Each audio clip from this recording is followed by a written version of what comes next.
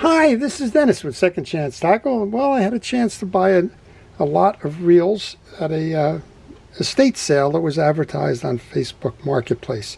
Lately, I haven't been doing much of the acquiring, but well, there was one reel in here in particular that caught my attention, and well, I decided I would go over, take a look, and I wound up with way more than I came to expect, even past the part of the advertisement or the selling brochure, if you will. So I thought I would share these with you. I'll show you which ones caught my eye. You're probably looking at one right now. And well, we'll talk a little bit about what we can do with these. The reels, the tackle, and even some fly tying equipment were included in this. There's too much to show in one preview, so I think I'll break it out. We'll take a look at the reels right now, then we'll take a look at the tackle, and maybe we'll take a look at the fly tying equipment a little bit later. So if you like these types of videos, if you like to understand more about fishing reels, how they're used, when they were made, how they were made, and how to repair them, I would encourage you to subscribe to my channel. If you subscribe to my channel, please use that notification button. That'll let you know when I'm posting videos, and well, you can take a look and see if that's a video that might interest you. Well, let's get started right with the one that caught my attention. I'm sure everybody's kind of looking at it right now. It's a Newell reel. It's the Newell S454-5. This one is almost in mint condition. I'm not quite sure if this reel has ever been out to sea or even had line on it.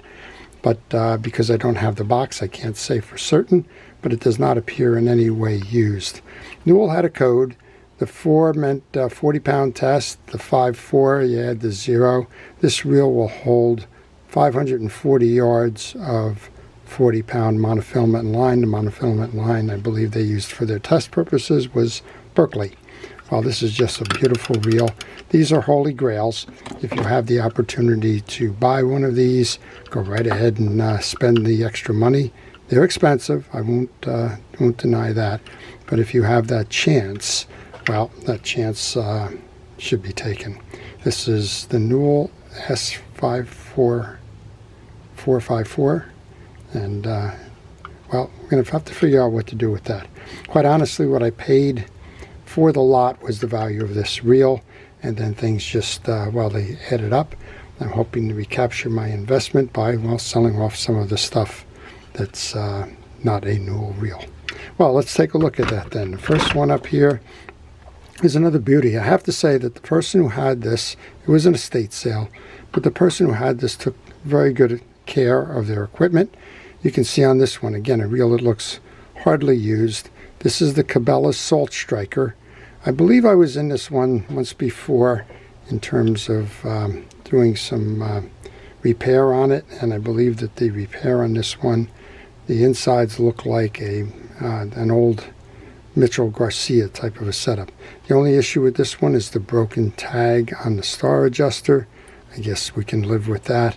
Otherwise, this is a nice example of a line-guided saltwater reel in very nice condition.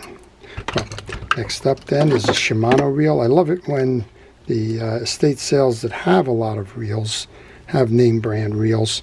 To me, it kind of shows you that they had an appreciation for the reels, and well, you generally have a lot more success with those. This is the Shimano 3000. It's the AX version. It's about a 30 size reel.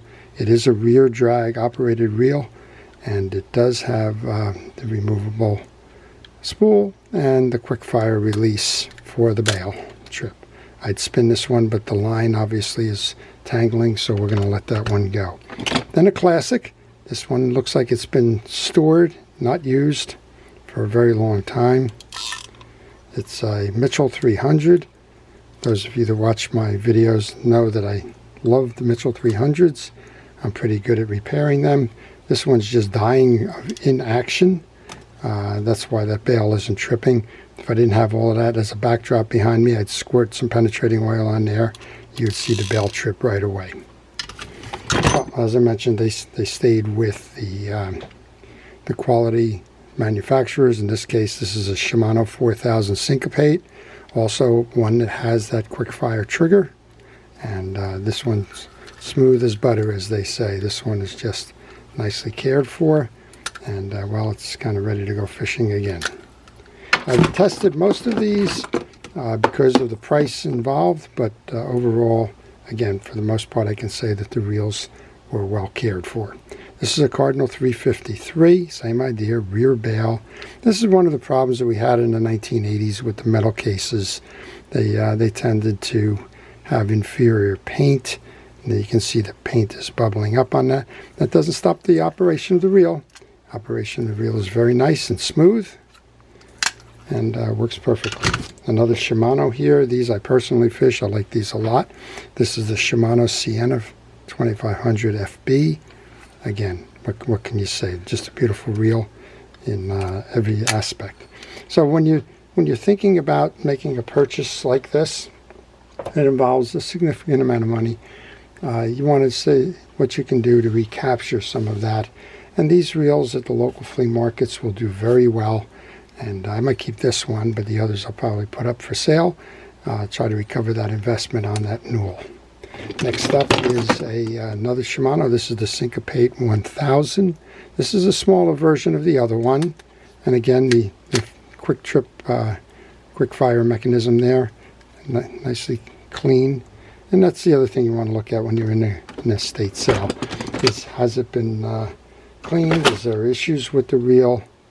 Most of these, well, this one, of course, as soon as I start to speak, this one has a bent handle.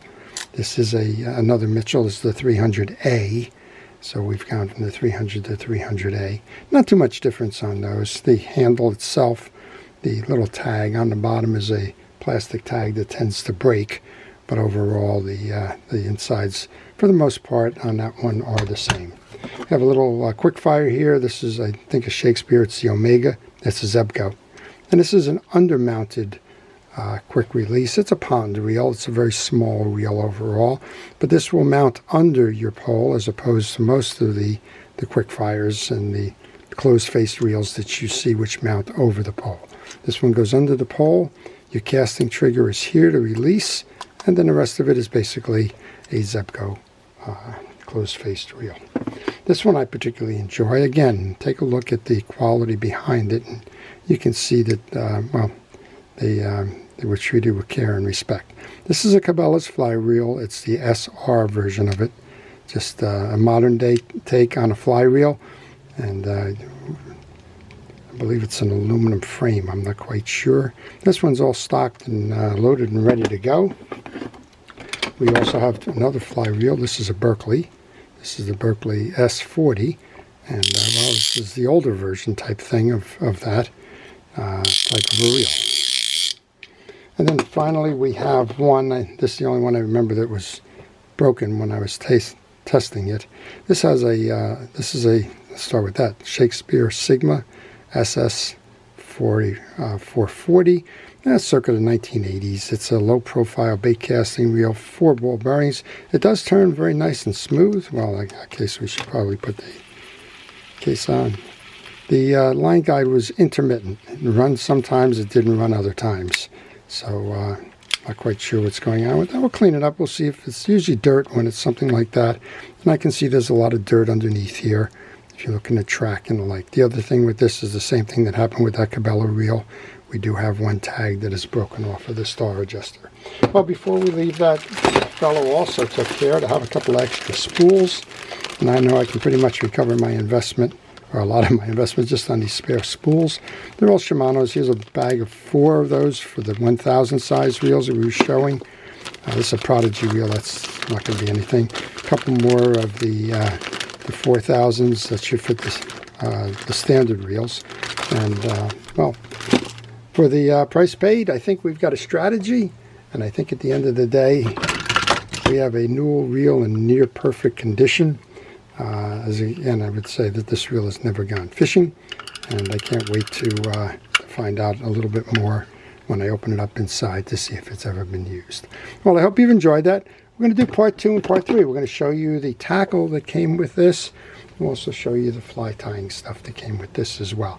So this is Dennis with Second Chance Tackle, taking the opportunity to thank our first responders and essential personnel for all they do, and wishing everybody good luck in your yard sales, your flea markets, and your estate sales shopping. Hope that you find some equally interesting and nicely cared for reels, and you have the opportunity to take them out, put them on the water, and give them a second chance. Have a great day.